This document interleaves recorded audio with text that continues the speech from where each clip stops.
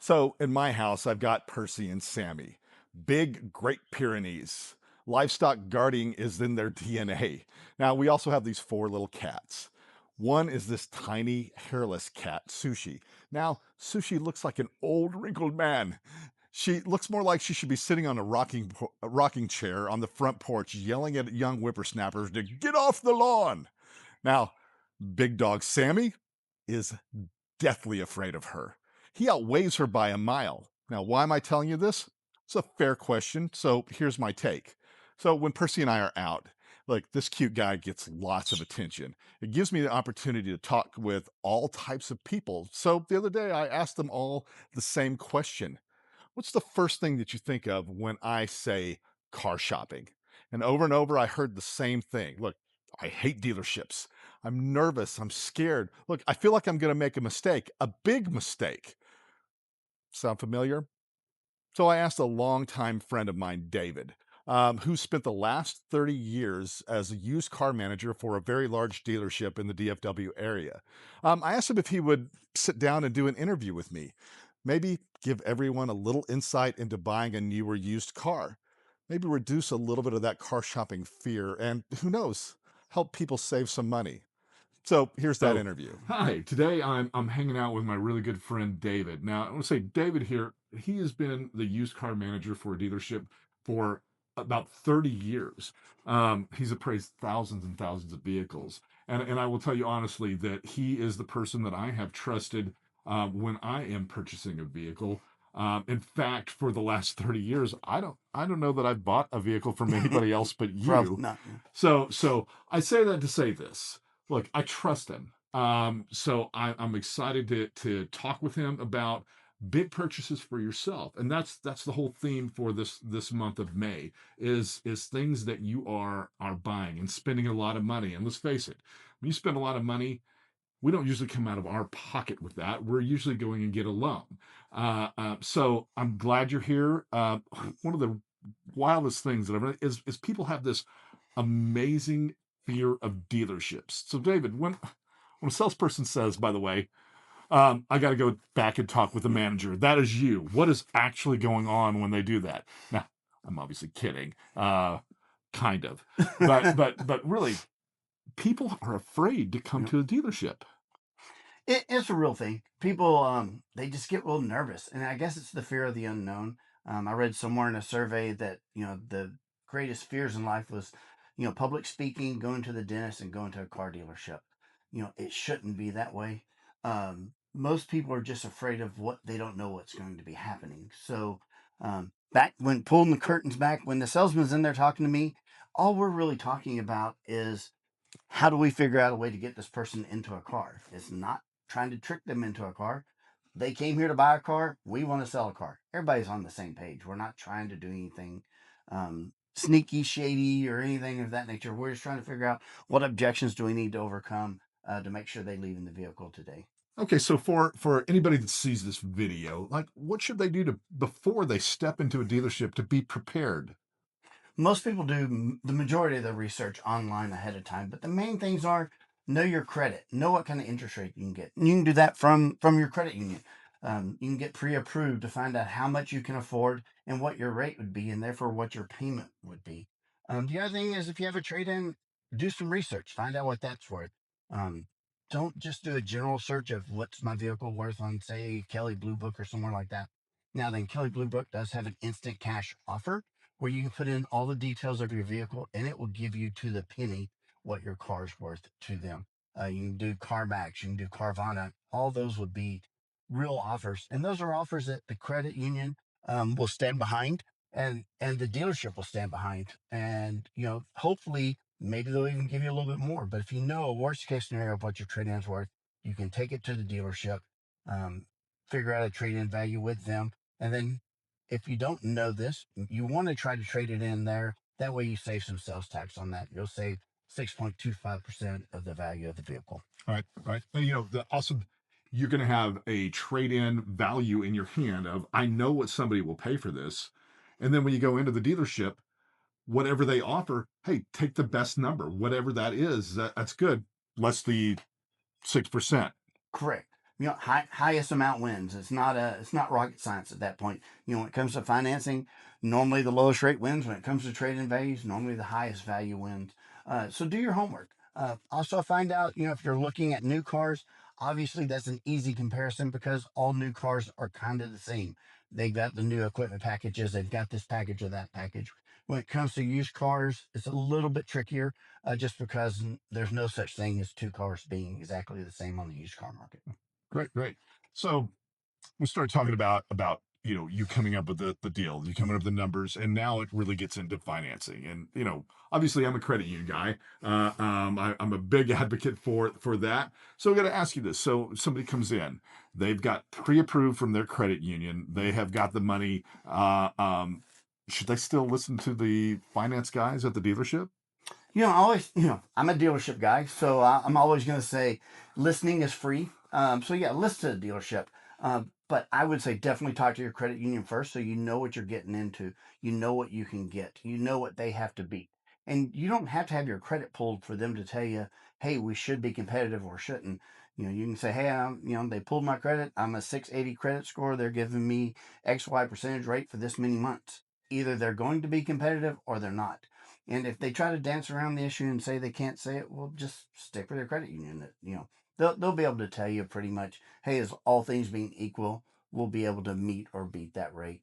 9 times out of 10, though, the credit union is probably going to be your best route. Right, right. I mean, and the thing is look, we want to earn your business. We hope you bring it to, and we refinance people that have gone and purchased their vehicle, and got the dealership offer, and then we've gone around and been able to refinance and beat that rate. But here's the thing: this is going to be said over and over. The math doesn't lie. Do the math when you are comparing the two. See what is my deal, in my payment, in my total payment for the life of this loan, with the credit union versus what it is with the dealership. Because, like, I know this. Sometimes you guys have specials. Yep. Sometimes you have things that either you're getting money, you're getting rebate, or you're getting an extra special rate. And that's kind of one of the things that you should look for. If there is a rate or rebate, lots of times you should take that rebate because now you're financing less. And I've said this before, and we'll talk about this in more credit classes, but it's not always the rate is the killer. It's how much you finance and how long. If I can finance less at a similar rate, I'm going to be saving money in the long run. So do the math. Check that out. Exactly right. There's going to be a ton of options. The dealership will be able to give you some of those different options, and just listen to them. You got to do what's right for you. But if you don't do your homework first, you're not going to know, and you don't want to be forced into making a decision on the spot where you feel like you're under pressure and things of that nature. So just take a look at it, do some research, play around with it. Do you want to go 60 months? Do you want to go 72 months? Do you want to put money down? How much money do you want to put down? What's going to be your equity situation, your trade in, all those options. Hey, do I want a $50,000 car and put a $5,000 warranty on it, or $2,000, or whatever the case may be? Or hey, do I need to buy a $45,000 car so that I'm only financing $50,000? Right. I mean, it's all about knowing yourself when you walk in there. Because I got to tell you, I've been in the one time in the past 30 years that I actually didn't buy a car from David. It was because I became so enamored with the car that I saw. He was out of town. I was looking for a car, and I found the one. It was beautiful, and I bought it and drove it off the lot right then. Now he got a little mad at me later. It was from the same dealership at least, but I became focused, and all I wanted to do was drive that car off the lot. Did I have a perfect plan?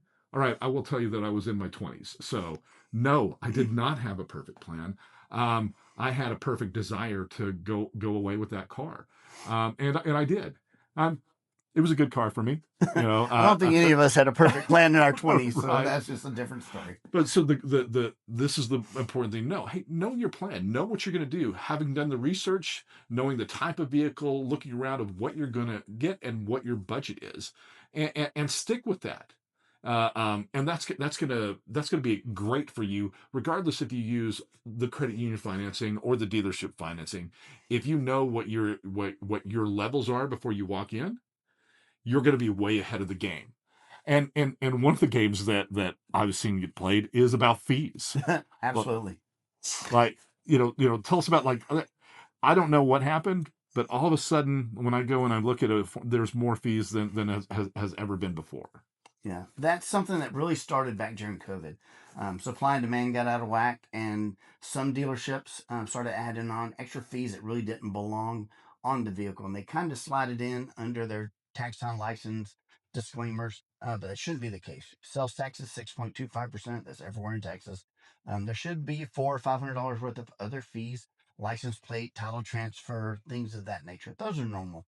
If you start seeing anything above $400 and $500, start asking questions. A lot of dealerships now are throwing in $3,000 and $4,000 dealer prep fees, reconditioning fees, tire, nitrous, add-on fees really don't belong on the car. They really should be optional. Some dealerships will make it sound like you can't buy it without that. They're not supposed to be able to do that, but it may take you a little time to get that off of there. Or hey, if that's the way they are, you know what? They're probably gonna play games with you when you get back in the finance office. When you go to talk about extended warranties, it may just not be the dealership that you want to buy a car from. There's a lot of cars out there. One of the important things is doing business with people you trust, having a relationship with a credit union, having a relationship with a dealership.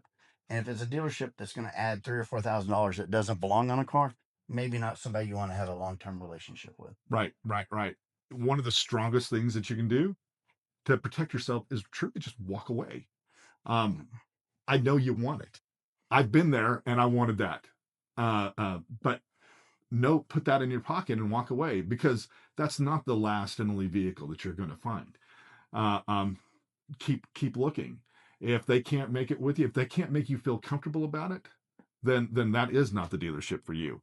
And there's a reason why I've been doing business with him for 30 years. I was always comfortable. So one of the big things that I've been asked about is certified pre-owned. Okay. Like, should I buy a certified pre-owned? It is certified. They are so what is the deal with that?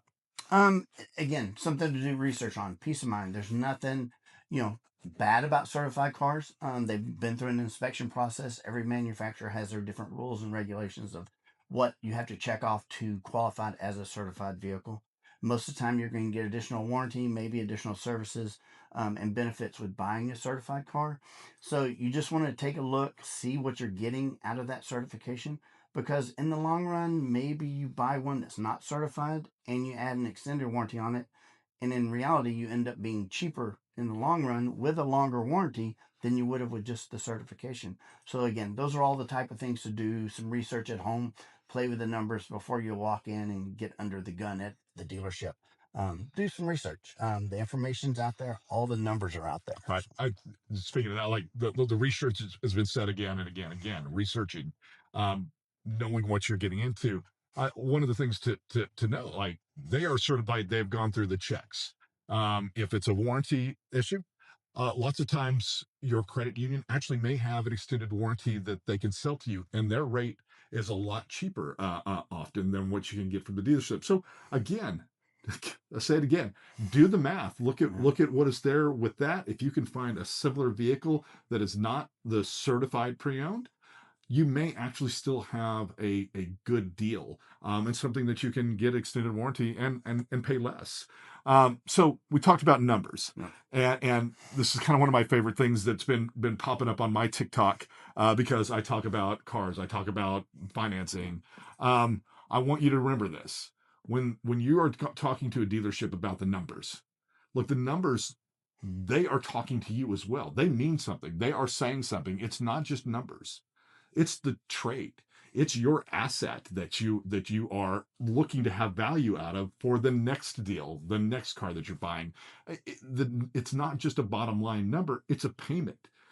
That is an obligation. That's an obligation that you're going to be paying for the next 2, 6, whatever years you're financing that for. So it's not just numbers. It means so much more. And that brings me. I sent you a video Yeah. that I wanted you to check Yeah. out, and it's a guy talking numbers, and I really just wanted to kind of get your thoughts on this type of approach from an individual coming into a dealership, and talking the financing. You know, Hi, welcome to the dealership. Hey, listen, I'm here to drop P260. Wow, you got the stock number and everything? You're ready to do business today. Yeah, we'll see if the deal's right. So listen, I got my trade here. I need you to get your managers to drive that. I'm gonna go drive this vehicle real quick, and then we'll talk about numbers, okay? So it drove pretty nice, right? It drove all right. Are you ready to buy though? Let's go talk numbers. But if the numbers are right, will you buy? Let's go talk numbers. Okay, well I got your numbers for you. Here's your price, here's your discount, your trade, here's your fees, your payoff, and then $57,700 out the door, and then looking at $865 a month. All right, listen, are you ready to have the easiest car deal of your life? Yeah, sure. What do you got? Okay, so I already know right here you're lowballing me on your discount and my trade, and there's no way I'm paying you guys $2,200 in fees. As you can tell, I owe $36,000 on my trade, so that would leave me with $10,000 of negative equity. So here's what I basically worked up for you, okay? So your discounts and rebates, you have $3,500 in discounts and $2,000 in rebates, which leaves a total of $5,500 in total savings. On my trade, I got 3 different offers. KBB is 32 to 34,000. CarMax is at 31.5 here, and Manheim's at least at 29.28. So you guys are lowballing me on my trade. And I followed Sean Seals' deals, and he said I don't have to pay any doc fees. So go talk to your manager and see if we can get this done today, because I'm going to give you one time to give me your best offer, and we'll go from there. Yeah, okay, I'll see what I can do. All right, sir, I got your numbers just like you asked for. This is exactly what you wanted. Yeah, this is perfect. So I got my $5,500 in total savings. Okay, $30,000 on my trade seems pretty reasonable. 0 fees, that's perfect. So now I'm only rolling $6,000 into this loan at $47,000. I got my payments exactly where I wanted. I really appreciate you doing this. But you wait, know, he's probably right. He's pretty aggressive, and he kind of comes across as being the old stereotype of dealerships are these evil people just trying to get every last penny out of your pocket. And here's a way to protect yourself. And it's not the case. It shouldn't be a battle. You want to buy a car, they want to sell you a car. Again, do your research, look at the numbers. But he's absolutely right. You've got to know what you're walking into. You need to know what the rebates are. You need to know what your vehicle is worth. You need to know what the credit union will offer you as far as a rate will go. You need to know what the credit union will give you an extended warranty for. That way, you know what your bottom line is going to be look at. Is it something that you're going to look at needing gap insurance because you're upside down and you don't want to put any money down? Is that something you should consider or shouldn't consider? Something to speak to your credit union about. That's great. So now, speaking of this guy who you see he's pretty aggressive. Again, nothing wrong in what he said. But you told me a story about a customer of yours many years ago that was probably similarly aggressive. Yeah. He came in. He was one of these guys. He knew everything. He had bought 20 cars in his life. Not saying that's good, bad, or indifferent, but we sell 100 cars a month, not in our life, and we talked to 400 people to sell those 100. But he came in. He knew all the numbers. He'd telling us what we owned our car for. He knew everything. We could discount it $5,000 off, even though we were the lowest price online to begin with. And you know what? We were still going to make $5,000 or $6,000 on it. That was his perception, that just every car made all this crazy money. He just kept going on and on about the numbers and about the numbers. And finally, we all just kind of had enough, and just, at some point you decide that's just not a customer you want to do business with. And, we kind of looked at him and said, "Sir, you're just looking to get a good buy. Is that correct?" And he's like, yes, that's what I'm looking for. I want a good buy. So we just stood up, shook his hand, and said goodbye. That's right. That's it's just the important thing. You said it earlier. Look, you guys came in. You're coming into a dealership and you're wanting to buy a car. They are sitting at the dealership wanting to sell a car. It's not an adversarial position. They would like to make that move. They would like you to drive home with a car. And you went there specifically looking for that. So it doesn't have to be a fight. It's not something that needs to be that way. It's about relationship. Like most people say they come to a credit union, they stay with a credit union because the relationship they have. Like, can you have a relationship with the 4 walls of a bank? Can you have a relationship with those that own the bank, that are on the stockholders? Can you have a relationship? No, you can have a relationship with the individuals that are working in there. You can have a relationship with the car salesperson, which I've had for many years, and it's been a wonderful thing for me and my family. relationship is about the whole thing. And when you have that trust in that relationship, like, good things are going to happen. Good deals are going to be happening, because what they're not just selling the one car to you to make the money today. They are selling a car to you to earn money, because they are for profit. But I want your next car. Just like with me, I want to do a loan for you. And I want your next loan too, because in 3 years or 4 years or whatever that may be, you're going to want to purchase another car. And I would like the relationship to be so strong that the first person you call is us. And I know that David feels that way about selling a car. Absolutely. You know, we tell people all the time, they come in, we're trying to work out a deal, we're trying to make the math work, and we tell them we want to sell them the car. That is our goal. Obviously, we want to sell it the first time you're there because you have better things to do than hang out at a dealership all day and going dealership to dealership. But our real goal is not to sell you that one car that one time. It's our goal is to sell you every car you buy the rest of your life. Our goal is to sell your neighbors a car, some friends a car, things of that nature. There's some places out there that they think they're only going to sell you one car in their life, so they're going to try to maximize that deal. Those are the type of dealers we talked about with adding on those fees. So again, just do your research, look at the numbers, make sense. Trust in somebody outside of the dealership walls, like your credit union, to give you some advice on what your terms can be, so that you have the most information when you walk into those doors. That's great. Hey guys, and what I want you to do, make some comments, put those out there, and what I will do, if you have a question that I can't answer, I will come to David and ask him that. We'll get those out there. So love to see your comments. Tell us what you think, and we really appreciate your time, David. I appreciate your time. Thank you for Hey, talking with me today. thank you. Appreciate it.